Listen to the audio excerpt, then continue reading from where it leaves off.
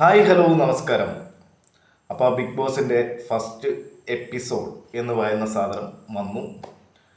അടിപൊളി വീട് കേട്ടോ. ഇതുവരെ എനിക്ക് തോന്നുന്നു ഹിന്ദി ബിഗ് ബോസിലൊക്കെ ഉള്ള കണക്ക് ഒരു വിശാലമായ ഒരു അടിപൊളി ഹൗസ് നമ്മുടെ സ്വന്തം ഹൗസാണ്. അപ്പം ഇനി മലയാളത്തിന് എന്താ പറയുന്നത്, സ്വന്തമായ ഒരു ഹൗസ് ഉണ്ട്. അപ്പോൾ അതിനകത്ത് ചെറിയ വ്യത്യാസങ്ങളൊക്കെ ഇനി സീസണുകളിൽ കാണും. വലിയ വീടാണ്, ഒരുപാട് സൗകര്യങ്ങളുണ്ട്, നല്ല ലൈറ്റ് സെറ്റപ്പ്, പിന്നെ ബാക്ക്ഗ്രൗണ്ട് എല്ലാം അടിപൊളിയായിട്ടുണ്ട്.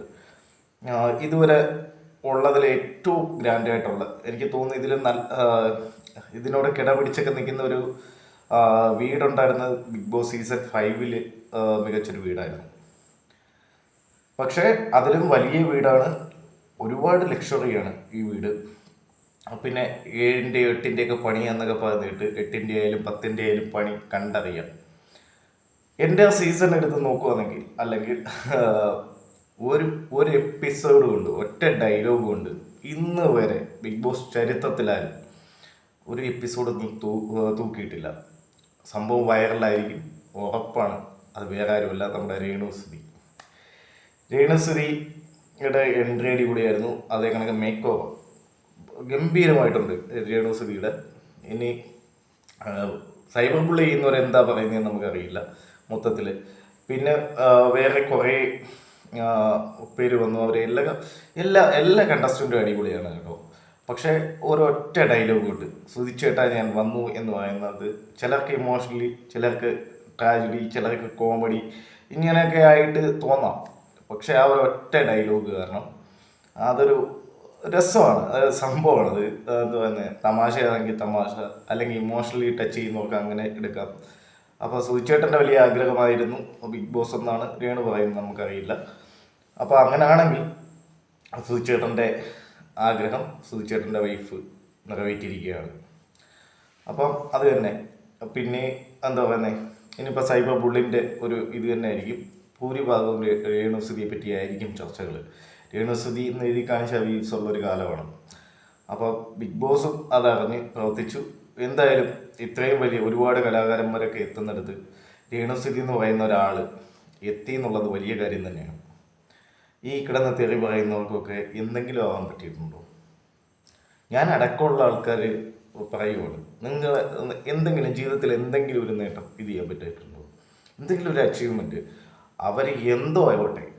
നിങ്ങളിനി പറയുന്നവർ നെഗറ്റീവ് കണ്ടന്റ് ഉണ്ടാക്കി, നുണ പറഞ്ഞ്, നുണാസുന അങ്ങനെയൊക്കെ പറയുന്ന കമൻ്റൊക്കെ വരുന്നുണ്ട്. എന്ത് പറഞ്ഞാലും അവർ ബിഗ് ബോസ് എന്ന് പറയുന്ന ഒരു ഇൻ്റർനാഷണൽ ഷോയുടെ പാർട്ടായിട്ടുണ്ടെങ്കിൽ നിങ്ങളൊന്നും ഒന്നുമല്ല അവരുടെ മുമ്പിൽ, ഒന്നുമല്ല. നാളെ നിങ്ങളതിൽ എത്തിപ്പെടാൻ വേണ്ടി കഷ്ടപ്പെടുന്നവരായിരിക്കും, പക്ഷെ എത്തിയിട്ടില്ലല്ലോ. രേണു അത് ഗംഭീരമായി അവർ ആ സോഷ്യൽ മീഡിയയിൽ നിന്ന് തന്നെ അതിനകത്ത് കോൺട്രവേഴ്സീസിൽ നിന്ന് മാത്രം രേണുസുതി എന്ന് പറയുന്നൊരു വ്യക്തി ആ പ്ലാറ്റ്ഫോമിലെത്തി. നിസ്സാര കാര്യമല്ല. അവർ അത്യാവശ്യം നല്ല കണ്ടന്റ് മേക്കർ ആവാൻ നല്ല ചാൻസ് ഉണ്ട്. പക്ഷേ ഗെയിമിനെ പറ്റി വലിയ ഐഡിയ എന്നുള്ളതായിട്ട് എനിക്ക് തോന്നുന്നില്ല. കാര്യം ഒരു ആറ്റിറ്റ്യൂഡും ബാക്കി കാര്യങ്ങളൊക്കെ വെച്ചിട്ട് ഗെയിമിനെ പറ്റി വലിയ ആറ്റിറ്റ്യൂഡ് എന്ന് പറഞ്ഞാൽ ഇതാവാൻ ചാൻസ് ഇല്ല. പക്ഷേ രേണുസുതി എന്ന് പറയുന്ന വ്യക്തി, അവർ ഭയങ്കര തെറി പറയുന്നൊക്കെ ചില ആൾക്കാരൊക്കെ വ്യക്തിപരമായിട്ട് ഇവരുടെ വീടിൻ്റെ അടുത്തുള്ള ചില യൂട്യൂബേഴ്സൊക്കെ വന്നിരുന്ന് പറയുന്നത് കേട്ടായിരുന്നു. അപ്പോൾ അവർ കുറേ പേർക്ക് ഇവരെ ഇല്ലാതാക്കണം എന്നൊക്കെ വിചാരിച്ചു ഒരു അച്ഛനും താജും ഒക്കെ ഇറങ്ങിയിട്ടുണ്ട്. പിന്നെ കുറേ ഇൻ്റർവ്യൂ ഒക്കെ ഇവർക്കെതിരെ വരാൻ ചാൻസ് ഉണ്ട്. പക്ഷെ നിങ്ങൾ പ്രേക്ഷകർ ഗെയിം കാണുന്നത് അതിനകത്തുള്ള രേണുസുതി ആയിരിക്കണം എന്നാണ് എൻ്റെ ഒരു ഇത്. രേണുസുതി അല്ല, എല്ലാ കണ്ടസ്റ്റൻസും. അപ്പാനി ഒക്കെ നല്ല ഒരു ആറ്റിറ്റ്യൂഡായിരുന്നു. അതേ കണക്ക് നമ്മുടെ കോമളറെ പറ്റി പറയുമ്പോൾ തീർച്ചയായും അത് പറയണം. പുള്ളി ഒരു സ്ത്രീ വിരുദ്ധനാണെന്നുള്ള രീതിയിലൊക്കെ പ്രചരിപ്പിക്കുന്നുണ്ടായിരുന്നു. അങ്ങനെയല്ല, അദ്ദേഹം ഒരു സ്ത്രീ കാരണം ടോർച്ചർ, അതായത് നമുക്കറിയാമല്ലോ നമ്മുടെ നീതിപീഠത്തിൻ്റെ ഒരു രീതി, അല്ലെങ്കിൽ നമ്മുടെ എന്താ പറയുന്നത്, നമ്മുടെ സിസ്റ്റത്തിൻ്റെ ഒരു കുഴപ്പമാണ്. നമ്മുടെ ഡിവോഴ്സൊക്കെ ആവുന്ന സമയത്ത് സ്ത്രീക്ക് കൂടുതൽ മുൻഗണന കൊടുക്കുക, അല്ലെങ്കിൽ പുരുഷന്മാർക്ക് എന്തോ ടോർച്ചർ എന്നൊരു ഇതല്ല, അല്ലെങ്കിൽ അവർക്ക് ബാക്കിയുള്ള കാര്യങ്ങളോ അവർക്ക് കിട്ടേണ്ട നീതി ബോധങ്ങൾ ഇങ്ങനെയുള്ള സാധനങ്ങളൊന്നും കിട്ടത്തില്ല. അപ്പോൾ അതിന് ഇരയാക്കപ്പെട്ട ഒരു മനുഷ്യനാണ്. അപ്പോൾ അദ്ദേഹം പറയുന്നത്, അത് പലരും പറയുന്ന ഒരു കാര്യം തന്നെയാണ്, പുരുഷന്മാർക്ക് കിട്ടേണ്ട കുറേ കാര്യങ്ങളുണ്ട്, അതെന്തുകൊണ്ടും എന്താ പറയുന്നത് കിട്ടേണ്ടത് തന്നെയാണ്. അതിനുവേണ്ടി സംസാരിക്കാൻ ഇവിടെ ആരുമില്ല. ഇപ്പൊ കുറച്ച് എന്താ പറയുന്നത് ഈ സ്ത്രീകൾക്ക് വേണ്ടി ഇതുള്ള കണക്ക് തന്നെ പുരുഷന്മാർക്ക് വേണ്ടി ഒരുപാട് ആ, സംരക്ഷണ സിദ്ധാന്തവും ഇതൊക്കെ നമുക്ക് രാവിലെ ഈശ്വരൊക്കെ കൊണ്ടുവന്ന കണക്ക് ഓരോ പരിപാടി പുരുഷ കമ്മീഷനൊക്കെ വന്നിട്ടുണ്ട്. എന്നിരുന്നാൽ പോലും ഇന്നും പുരുഷന് വേണ്ടി സംസാരിക്കാൻ ആൾക്കാരില്ല. ആ സ്ഥലത്തേക്ക് സംസാരിക്കാൻ ആൾക്കാർ വരണം. അവർക്ക് നീതി കിട്ടേണ്ട രീതിയിൽ ഒരുപാട് കാര്യങ്ങൾ ചെയ്യണം.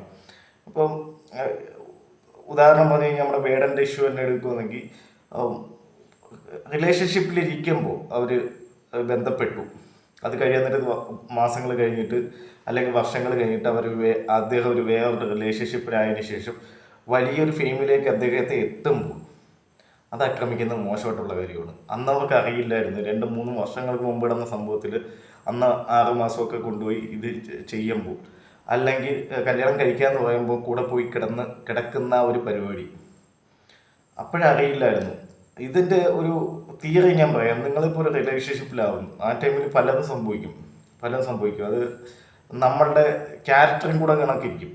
അപ്പോൾ ആ സംഭവിക്കുന്ന കാര്യത്തെ നമ്മൾ മുന്നോട്ട് പോകുന്ന സമയത്ത് ഒക്കില്ല എന്ന് കണ്ടു കഴിഞ്ഞാൽ പകരം ആളെ മണ്ണെണ്ണ ഒഴിച്ച് കത്തിക്കുകയോ അല്ലെങ്കിൽ പെട്രോൾ ഒഴിച്ച് കത്തിക്കുകയോ ഒന്നും ചെയ്യാതെ അവർ ഒഴിഞ്ഞ് പരസ്പരം പിരിഞ്ഞ് രണ്ടുപേര് തമ്മിൽ ചേരില്ല എന്ന് പറയുമ്പോൾ പരസ്പരം പിരിഞ്ഞു പോകുന്നതാണ് ഏറ്റവും നല്ല ഇതുള്ളത്.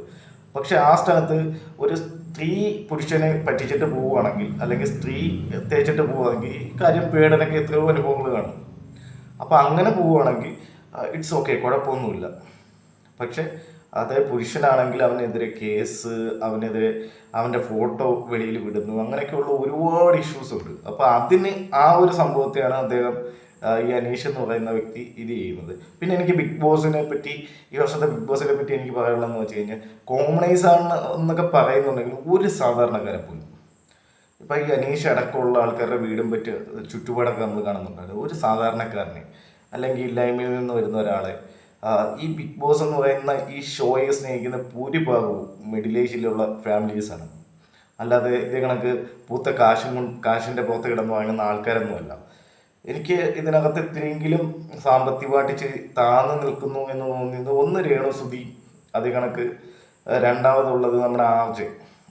അവർ രണ്ടുപേരും മാത്രമാണ് ഇത്തിരിയെങ്കിലും സാമ്പത്തികമായിട്ട് താഴ്ന്ന ഒരു ഇതുള്ളത്. ബാക്കിയുള്ളവർക്ക് എല്ലാവർക്കും ഈ ഒരു ഷോയിലേക്ക് വരാൻ പറ്റുന്ന ആൾക്കാരാണ്. പിന്നെ കോമണറാന്ന് പറഞ്ഞുകൊണ്ട് കൊണ്ടുവന്ന വ്യക്തിക്കും ഈ ഒരു ഇതിലേക്ക്, കാര്യം ആൾ ഇൻഫ്ലുവൻസറാണ്, ഈ പറയുന്ന പുരുഷാധിപത്യത്തിന് വേണ്ടി സംസാരിക്കുന്നതാണ്. അദ്ദേഹത്തിന് കോമണറായിട്ടൊന്നും പരിഗണിക്കേണ്ട ഒരു ആവശ്യമില്ല.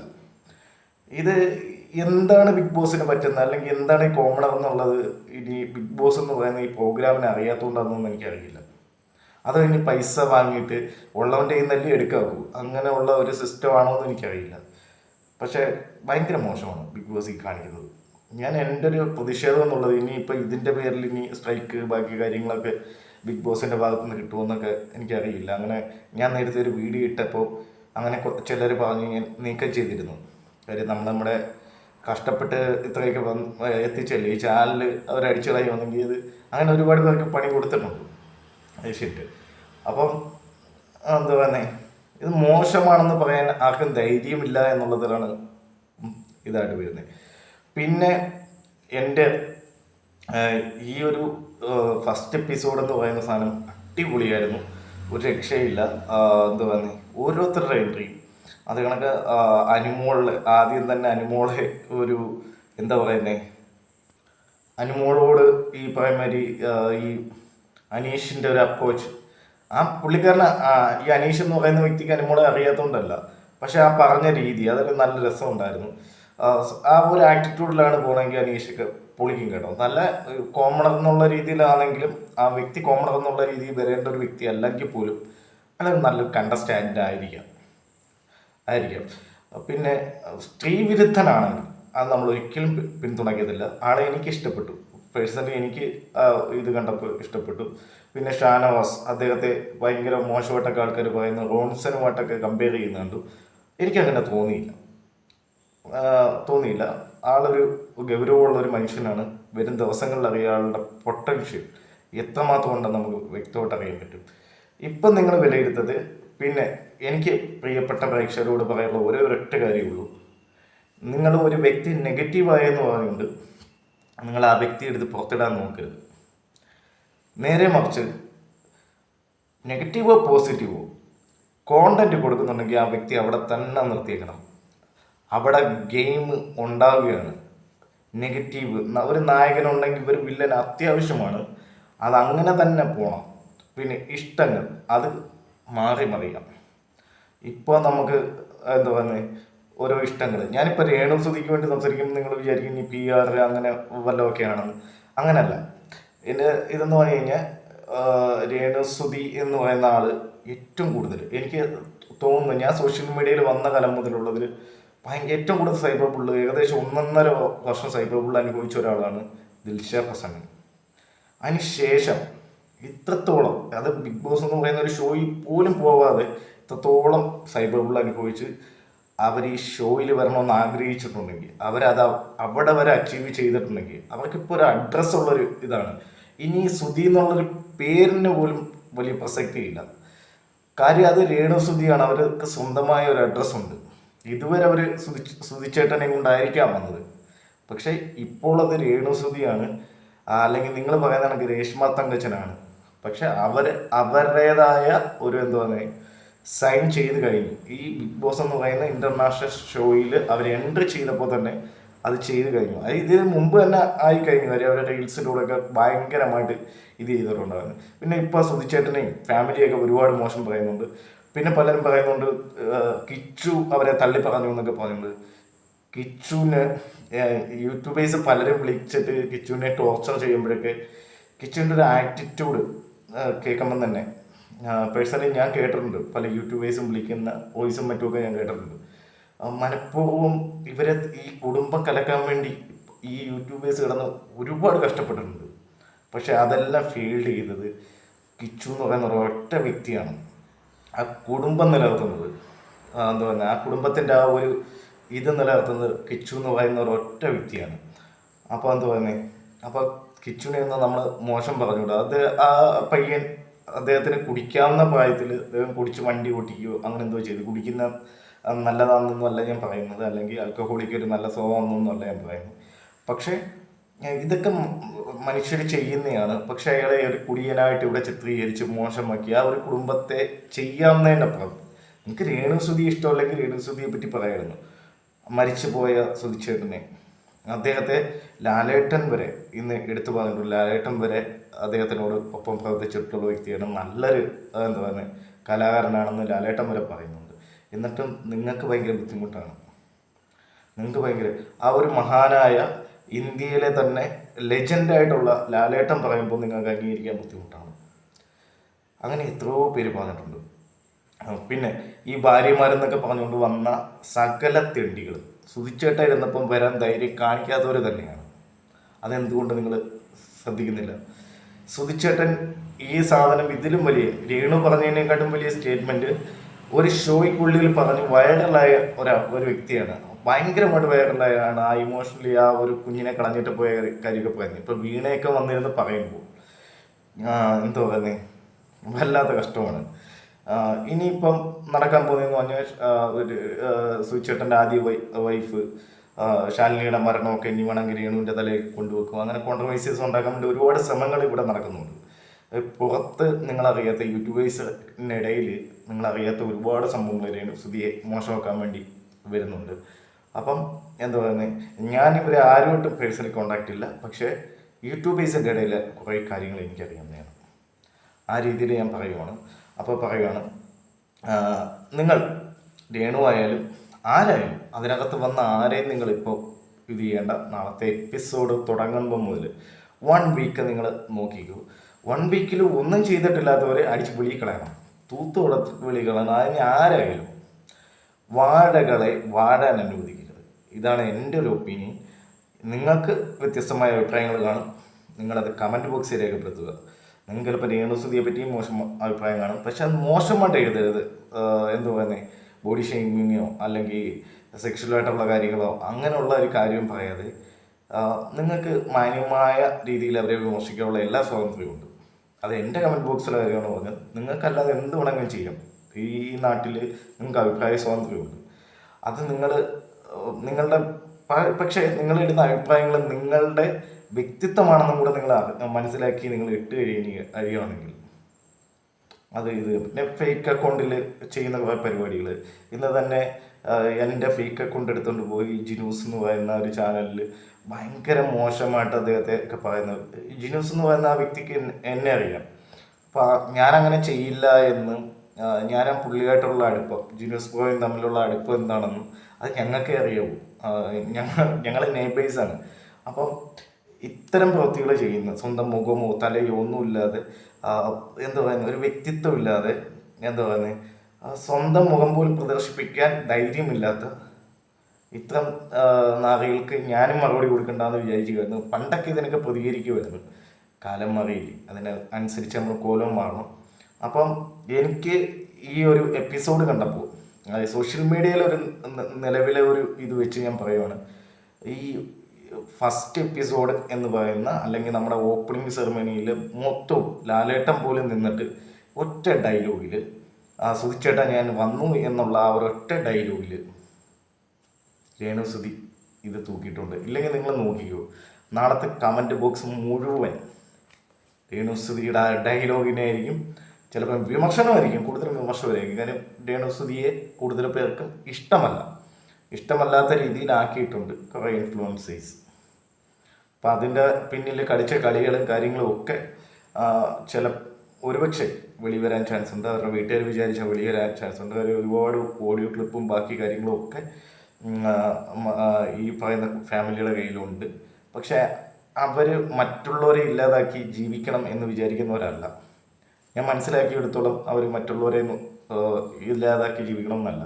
ഇവിടെ കുറച്ച് ഇൻഫ്ലുവൻസേഴ്സിനാണ് ഇവരെയൊക്കെ ഇല്ലാതാക്കി ജീവിച്ചാൽ കൊള്ളാം എന്നുള്ളൊരു രീതിയിൽ പോകുന്നത്.